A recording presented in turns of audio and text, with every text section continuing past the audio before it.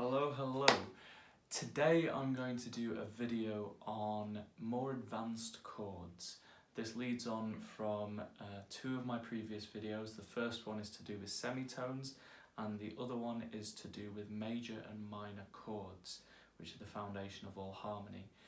If you don't know what those are, please look through my page or look through my website www.tomhawkinsmusic.co.uk and you will find videos on those topics, because today we're going to be looking at something a little bit more advanced.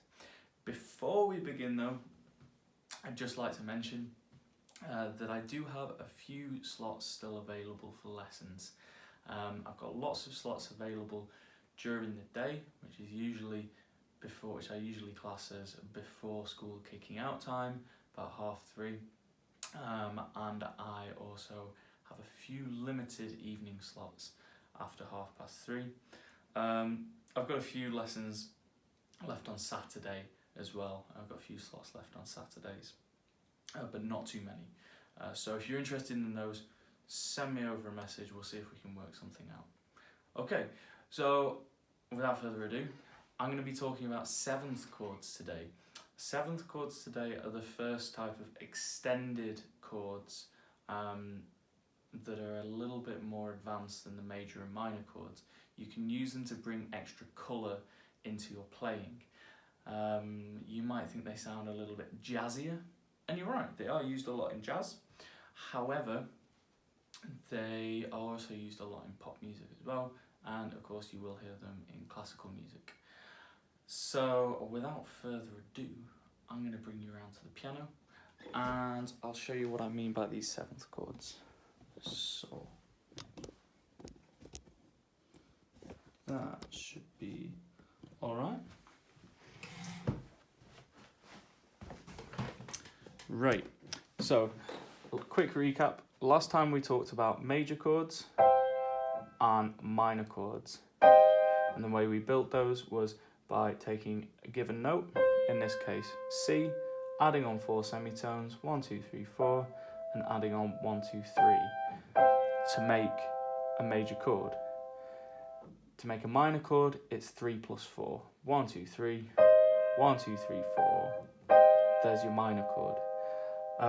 We're going to give this group of 3 semitones a name. We're going to call it a minor third. So whenever we go up 3 semitones from a note, that's a minor third.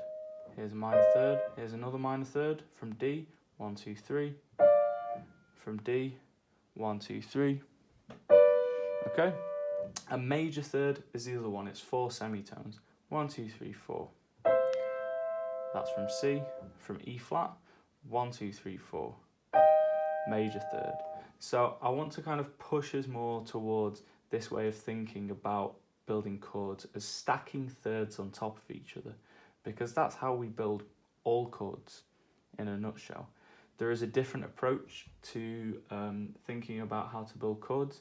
I'm going to talk about that in a later video. For the moment, we're going to go with the stacking of thirds approach. So you can think of a major chord then as major third with a minor third stacked on top of it. There's a major third between C and E and a minor third between E and G. For a minor triad, minor chord, it's the other way around. It's minor third with a major third stacked between the two. Minor third, major third. Okay? So for seventh chords, there are 3 different types of seventh chords. The first one I'm going to talk about is the major seventh chord.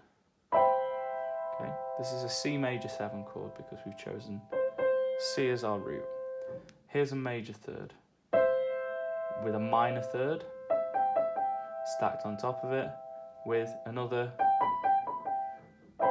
major third stacked on top of it.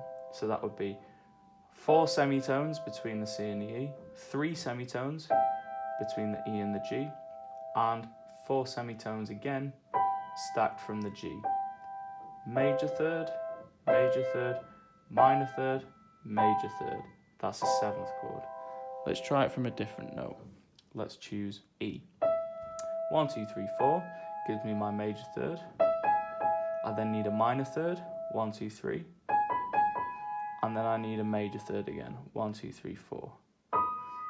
Play all 4 of those notes together. You've got yourself a major 7 chord, an E major 7, because we've built it with E as the foundation. Okay.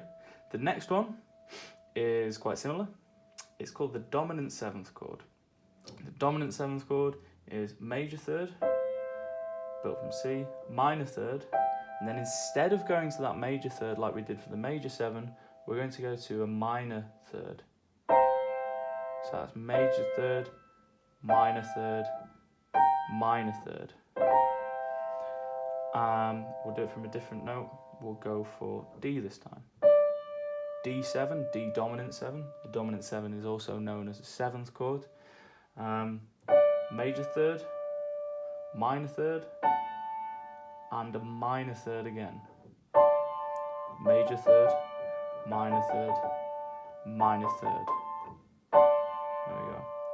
Last but not least, you've got your minor 7 chord. We'll start with C as the foundation again. This is minor third, major third, minor third. So we've got 2 minor thirds in this one. Minor third between the C and the E flat, major third between the E flat and the G, and minor third between the G and the B flat. Okay.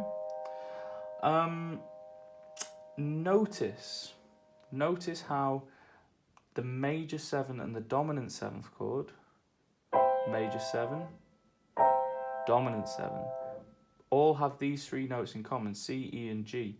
These are the 3 notes of the major triad, the major chord that we learnt about in our last video, okay?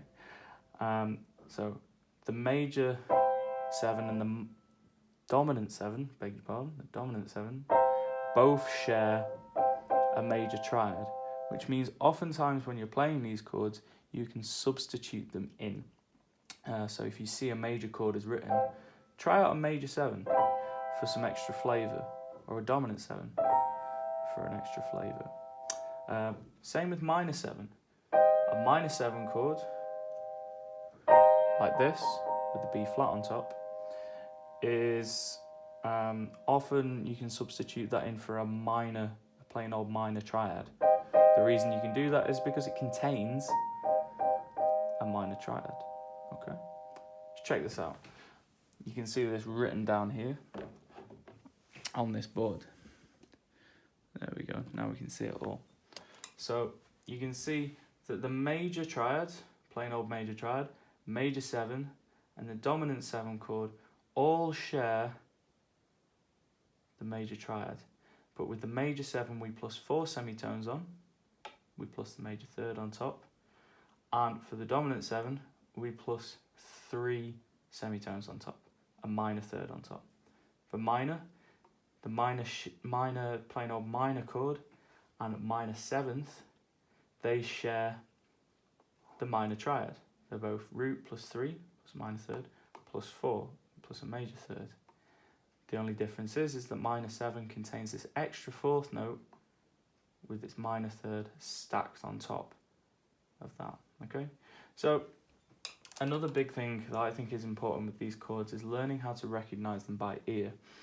And one way that I'd encourage you to do this is think of words that remind you, think of words that you can use to describe these chords. What flavour, what colour do they have? For some people, the major 7 is quite a relaxing chord, okay? These are all major 7s.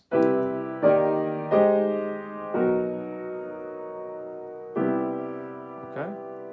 Relaxing. I've got one student who describes it as floating on a cloud.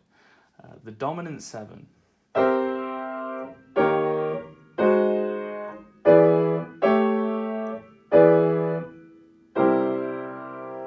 Some people think is a bit cheeky. I think it's quite energetic, okay?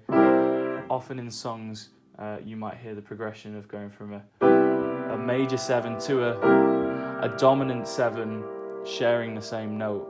It gives the song energy. It says, hang on, we're not finished here, we're going to move on. The minor 7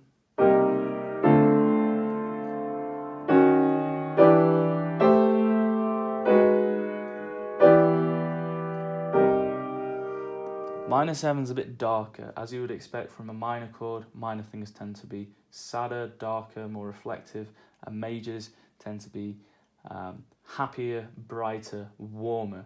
The minor 7 is no exception to this rule. It's a bit darker.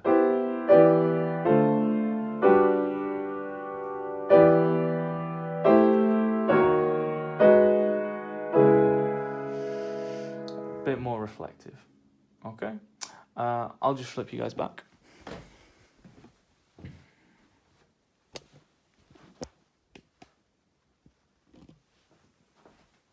So that was how to play and how to figure out major and minor and dominant seventh chords. These are the first extended chords that we learn, and you can use them to bring extra colour, as I've said. If you've got any questions about this, please fire it over to the page, okay? That was a real whirlwind tour of these chords, but I think I got everything in there. There are more advanced chords. There are altered, we can alter some of the notes in chords, and we can also extend the chords further to 9ths, 11ths, 13ths as well. But that's for another day. And before we do that, I kind of want to show you the scalic approach to figuring out chords as well. So I hope that was somewhat useful. If you like this video, please like it. If you want other people to know about this video or about me, then please share it. And again, remember, if you'd like some in-person lessons where you can ask me as many questions as you want and we can tailor the lessons towards you, please fire me over a message. But I'll leave it there for today. There will be another video coming soon on harmony. Okay, take care guys, have a lovely week.